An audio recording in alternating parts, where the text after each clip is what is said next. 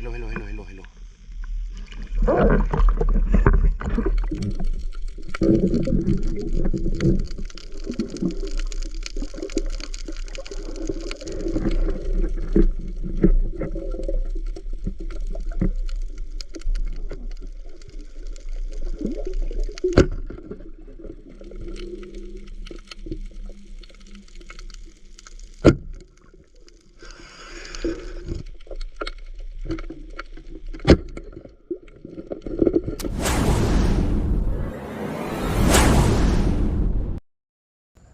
Kahupa lang ng Bagyong Basyang mga idol. Kaya subukan namin sa dagat dahil hindi pa talaga kami nakapagpamana sa ilog mga idol gawa ng wala nang isda sa ilog. Tsaka malabo pa rin yung tubig kaya subukan namin sa dagat. So yan lang mga idol, safe na yung flashlight natin mga idol. Hindi na yan papasukin ng tubig. So yun, update ko lang kayo mamaya mga idol. Sana pagpalain kami ngayong gabi. Alright, thank you, thank you.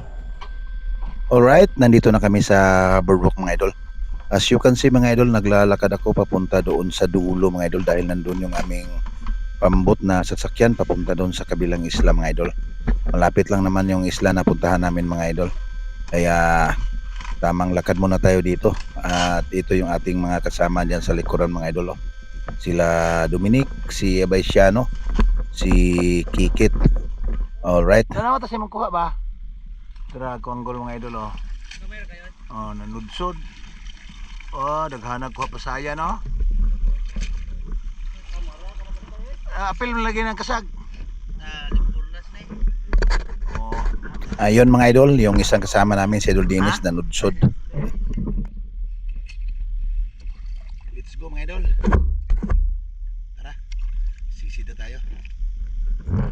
Let's go mga idol. Hanap na tayo ng mapapana mga idol. Grabe yung tubig mga idol Napapansin yung tubig mga idol.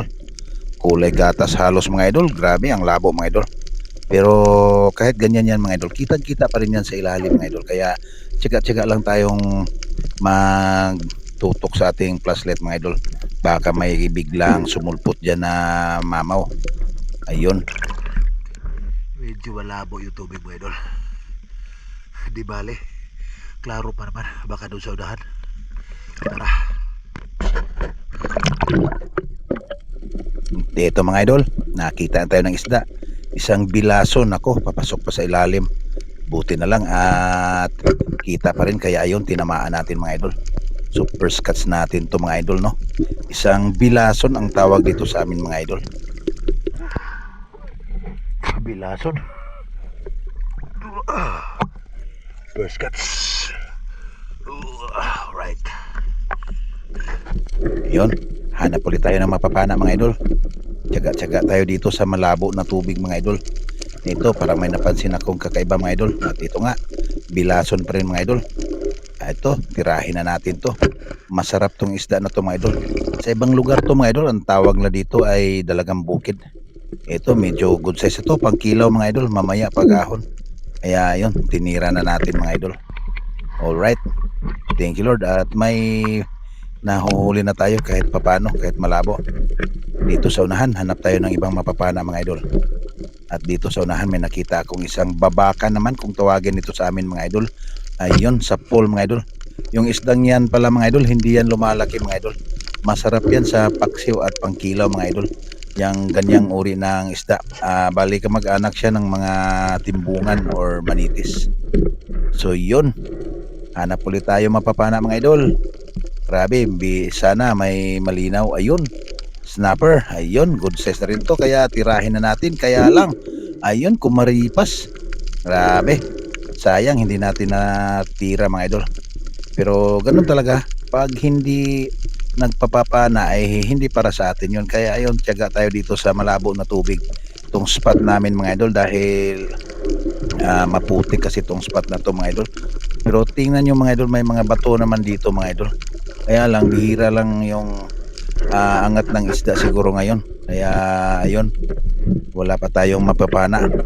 Dito sa unahan may napapansin akong isang danggit mga idol. Kaso lang nung pinana ko, nako, hindi tinamaan. Nako po, ganun talaga. Kaya wala tayong magawa. Hanap na lang tayo ng ibang mapapana mga idol. Yun, kahit malabo yung tubig, tuloy pa rin. Yung mga kasamahan ko nasa kabila mga idol. Ito, may napapansin akong isang, ang tawag ditong isda na to, talagbago mga idol. Ayan oh, ayos, tamang tama yung pagkatira natin mga idol. Sapol na sapol mga idol. Masarap tong isda na to mga idol. Talagbago ang tawag sa ibang lugar nito mga idol, pero dito sa aming lugar mga idol, tagbago. Tagbago. Alright, balik ulit. Ito, samaral mga idol. Ito yung uri ng samaral na nakatira sa mga corals mga idol. Yan, iba yung kulay niya kaysa doon sa mga samaral na naglalagay sa putikan. Ito, masarap to mga idol, pamprito, pangihaw, goods na. So, yung mga huli natin nga pala mga idol ay pangkonsumo lang natin mga idol. Pero pag sinwerte tayo mga idol at makahuli tayo ng mga malalaki mga idol, ay may makabinta na rin tayo mga idol. At dito mga idol, may napana ako mga idol na isang ganting naman kung tawagin sa ibang lugar. At dito sa amin ay baga-baga ang tawag niyan dito mga idol. Sarap niyan mga idol, kaso nga lang medyo makapal yung kanyang kaliskis, kaya pagtyagaan mo na lang mga idol. Pero yung laman niya mga idol, sulit, grabe. Hindi rin yan masyado lumalaki ang isda na yan mga idol. At dito may nakita akong lipte, napakailap niya mga idol. Kaya pinagtiyagaan kong habulin, ayan oh, buti na lang natrap siya sa may bato, kaya yun, tinamaan natin mga idol. Itong isda na to mga idol ay lumalaki din to mga idol. Inaabot din to ng mga 4 hanggang 5 kilo. Pero ito tinira ko na mga idol, nasa mga 5 fingers na yan mga idol. At sa pagbalik ko mga idol, nakita ako ng hito. Patay ka ngayon. Ngayon ka, ay nako, yari ang buhangin mga idol, hindi tinamaan. Sayang yun mga idol, sarap pa naman ang isda na yun, kaso lang may mandag yung tinik niya mga idol. Di bale, eto, hanap ulit tayo ng mga papana mga idol. Dito nga pala mga idol na may nakita ako isang samaral ulit mga idol, kaso lang nandyan siya sa ilalim ng corals mga idol oh. Ang hirap panain, kaya naghanap ako ng tamang angle mga idol. Buti na lang mga idol, dito sa kabila mga idol, nung inikutan ko mga idol, lumabas siya. Ayun sa pool mga idol. Ayan, medyo good size na rin tong samaral na to mga idol. Yan o, malapad-lapad na rin yan mga idol. Alright, thank you Lord. May pangdagdag na naman tayo sa ating pang-ihaw or pamprito. So tiyaga-tiyaga lang pag namamana mga idol, kahit na hindi gaano kalakihan yung makikita mo, tira lang tira para makarami. Goods na rin yan, pang ulam. Ito pa, isang bilason. Ayun, sa pool, dali na naman ang bilason. Maganda tong isda na to mga idol, lalo na pagka kinilaw sa kilawin mga idol. Ang sarap nito mga idol, matamis yung kanyang laman mga idol. Kaya pag nakita ko ng ganito mga idol, kahit hindi pa gaano kalakihan, ay tinitira ko na. Dahil pag ahon namin ng mga idol ay nagkikilaw din kami mga idol. Ito, may nakita akong crab, isang alimasag or lambay kung tawagin dito sa lugar namin mga idol. Naisip ko mga idol, medyo malalim kasi ito mga idol, kaya ayun, naghanap ako ng tsimpo para dakmain. Tingnan nyo yung kanyang activity sa ilalim mga idol. Napaka alerto niya. Yung dalawang sipit niya ay naka attack mode na. Nung dakmain ko, biglang kumaripas at ayun oh. Grabe itong alimasag na ito mga idol. Talagang pinahirapan ako mga idol. Hindi ko kasi pinapana pagka ganyan mga idol dahil nababawasan yung kanyang taba. Kaya ayun, nakapangalawang attempt na tayo, hindi pa rin. Ayaw lumublob. Ang tekniko kasi pagka ganito mga idol, nilalabo ko yung buhangin para maayos ko siyang madakma, pero wala. Ayun, kumaripas na ng kumaripas. Hindi ko na mahanap kung saan na nagpunta yun. Baka biglang lumublob sa buhangin, kaya ayun, sayang. Yung iba kasi pinapana, yung lalo na sa mga kasamahan ko. Ako hindi ko pinapana para hindi mabawasan yung kanyang taba, pero wala na talaga oh. Hindi ko na talaga makita. Kaya ayun, tsaga-tsaga tayong maghanap ng ibang mapapana mga idol. Kahit na Maliit na danggit basta pwede na maluto. Tirahin natin. Bakit ang lambay na? Sugay, suto ito pag ipana na to. Lambay. At dito pagbalik natin mga idol, may nakita akong isang dalagang bukid na naman. Ayun. Medyo malaki-laki to kaysa nung unang nahuli ko, dalawa mga idol. Ayan oh. Nako, paborito to ng masawa ko mga idol. Dito pa mga idol. Kakaiba to dahil ibang-iba to sa lahat mga idol. May nakita ba naman akong isang microphone mga idol, kaya ayun, lumabas yung ating pagkapilyo at tingnan nyo mga idol kung anong gagawin natin dito mga idol.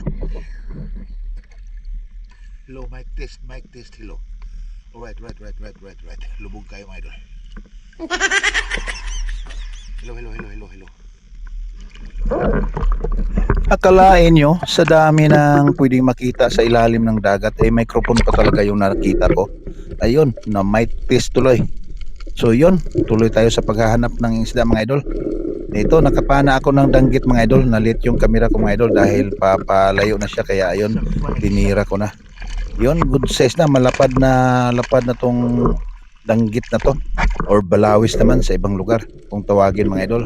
At ito pa isa, nasundan pa ng isa pang danggit mga idol. Nagtatago ka pa talaga dyan sa kaya yun, sa pool nadali natin yung danggit na pangalawang danggit natin mga idol. Medyo good size, sana madagdagan tong danggit natin mga idol dahil dito sa spot na to ay palagi akong nakakahuli ng danggit. Ito, dalagang bukid. Nako, lumayo. Sayang. Hindi ko na rin makita. Kaya, ayun. Sana, pagbalik ko, andyan ka pa rin. Makikita pa rin tayo. Sayang yun. Pero di bale, kaya nang palagi kong sinasabi, pag hindi para sa atin, ay wag pilitin. So, yun, hanap-hanap tayo dito sa unahan mga idol. Dito, may nakita akong mata ng hito mga idol. Ay yun, sapol sa ulo mga idol. Medyo malinaw na dito sa unahan mga idol dahil klarong-klaro na yung isda mga idol. At iyon mga idol hito mga idol, dahan-dahan lang mga idol mag-iingat sa tinik dahil sobrang napakamandag yung tinik niyan mga idol.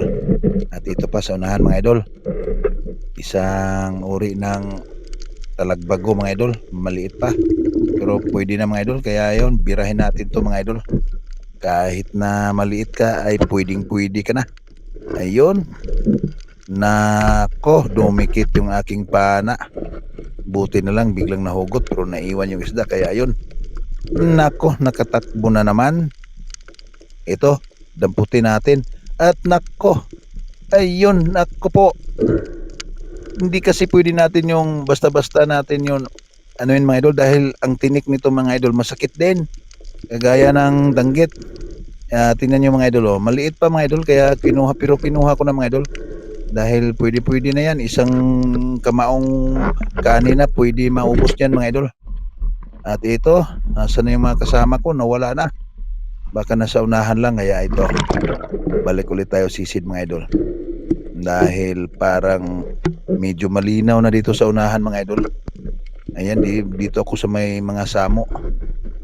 Ayun, isang maliit pa. Hanap ulit tayo. Ayun. Ako, wala. Dito may natira akong lapu-lapo. Ito, good size na.